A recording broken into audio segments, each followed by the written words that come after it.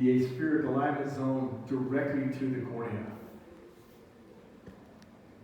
And you can see that's the aspheric alignment zone portion. We have 4 fitting methods, so you can fit from empirically. We have doctors who call us up with K readings, refraction, and E value, and we design the lens. You can fit with using either a Medmon or any topographer, so we can custom design using topography. You can fit using a diagnostic set, which we have some of those, and we'll hope to share some of those. And then we have an inventory set. This here is a dispensable inventory set. There's a couple guys in the room here who have that set and have used that for years with us. But those are the 4 fitting methods that you can use. So we can really adapt to however you want to fit the Ortho K lens, we can adapt to that. Accurate data is so important, and I can't stress that enough to you. I think, these guys, Oliver and TC, they'll talk about that later. But if your K readings are bad, then the lens is going to be bad. So you really have to calibrate your keratometers, calibrate your topographer, make sure you're getting good data, and then you'll get good results. The diagnostic sets allow you to find a good fitting lens. In the United States now, so many doctors only take a topography map and they send it into the laboratory and put the lens on, and then when it doesn't work, they want to blame us, the laboratory, right? It's our fault. But we believe, I still believe, even with all the technology we have, there's nothing better than putting a lens on the cornea. You can get a lens that centers well, fits well, you do an over-refraction, and then most of the time your first lens is going to work. You don't need to order second and third lenses. Save the inventory set, this saves a lot of chair time. And there's a need for custom designs. We do a lot of custom lens designs, but there's also what we call the bread and butter cases. The -2 that walks in, that's very easy. Symmetric cornea, spherical, you can fit them. This can save chair time. It can save money as you buy the set bigger. It's bigger, so it's cheaper. But having an inventory of lenses is really a good way to go too, because you can fit the patient the same day they're there. We have a little software program that this allows you to put the K readings in, put the refraction in, and it allows you to select the lens you want. Once you select that lens, if it's a little steep, you can adjust it. If it's a little flat, you can tighten that up too. This is one of our inventory charts, and the reason I show this slide is because all of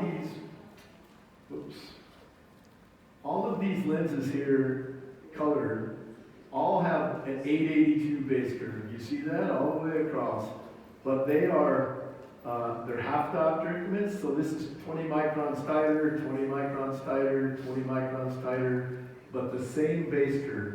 So you can fit one of those lenses is going to fit your patient. This is showing a good fit, pretty basic. I think all of you have seen a picture like that. You want a nice flat treatment zone, a nice alignment zone. The lens is centered pretty well. And this is the E system, which we have a little wider peripheral curve on the E system.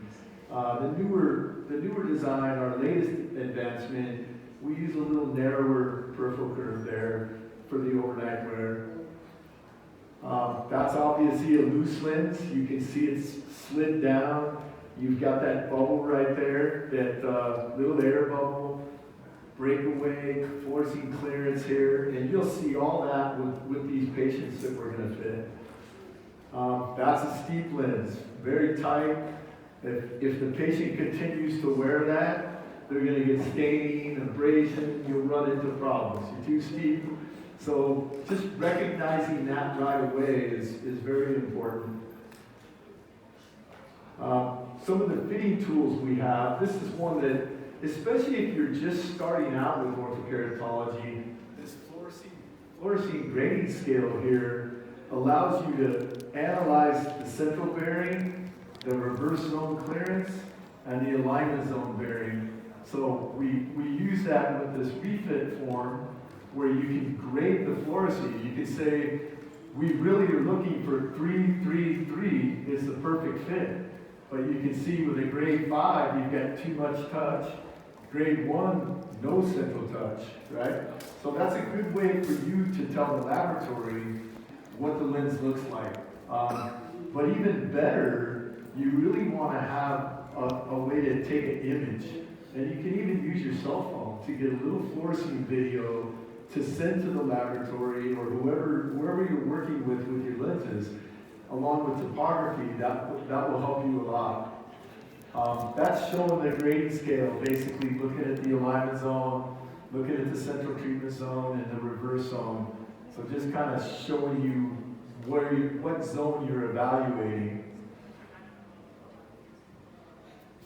This is showing your topography. Basically, that's a Medmont topographer, which I'm a big fan of, but I don't know, one of our competitors bought this company, so I don't like the Medmont anymore. No, I'm kidding.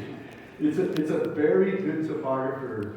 It allows us to look at the corneal elevations at any diameter on the cornea, where most other topographers won't let us have it.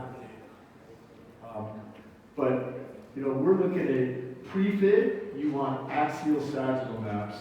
Post-fit, you want axial sagittal and tangential maps. So you're going to be using, learning to use your topographer is a big part of being successful with Ortho K.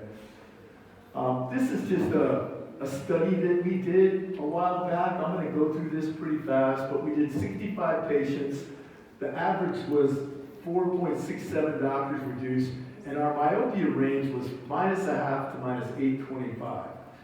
Average of 1.35 lenses per eye, and that was with empirical fitting. A long time ago this study was done. You can see that 80 eyes were 4 diopters or less. Out of those 80 eyes, 74 took 1 lens. So you're done in 1 lens. But look what happens when you get over -4. 44 eyes were over -4. We went to 1.84 lenses per eye. So you almost need 2 lenses on the higher minus patients. And again, this was done some time ago. So these days, we can do, we have -8 patients who we can do in 1 lens now. I think, nodding your head, you agree, right? Yep.